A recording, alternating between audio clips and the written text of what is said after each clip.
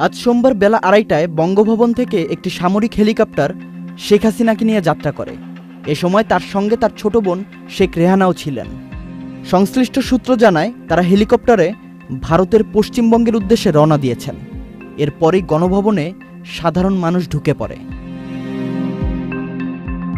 গণভবনের ব্যবহৃত বিভিন্ন সামগ্রী নিয়ে বিজয়ের উল্লাস করতে দেখা যায় সাধারণ জনগণদের।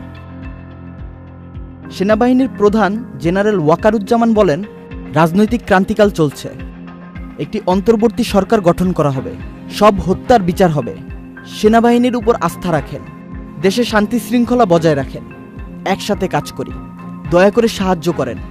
মারামারি সংঘাত করে আর কিছু পাবো না, সংঘাত থেকে বিরত হন। সবাই মিলে সুন্দর দেশ গড়েছি। বিভিন্ন রাজনৈতিক দলের নেতা ও বিশিষ্ট ব্যক্তিদের সঙ্গে সেনা সদর দপ্তরে এক বৈঠক হয়েছে। সেনাবাহিনীর প্রধানের সঙ্গে বৈঠকে বিএনপি, জামায়াত, জাতীয় পার্টি ও সুশীল সমাজ উপস্থিত ছিলেন। ঢাকা বিশ্ববিদ্যালয়ের আইন বিভাগের অধ্যাপক আসিফ নজরুলও ডাক পান। এদিকে বার্তা সংস্থা এএফপি জানিয়েছে, শেখ হাসিনা ও তার ছোট বোন শেখ রেহানা গণভবন থেকে নিরাপদ স্থানে চলে গেছেন। শেখ হাসিনা যাওয়ার আগে একটি ভাষণ রেকর্ড করে যেতে চেয়েছিলেন, তিনি সে সুযোগ পাননি।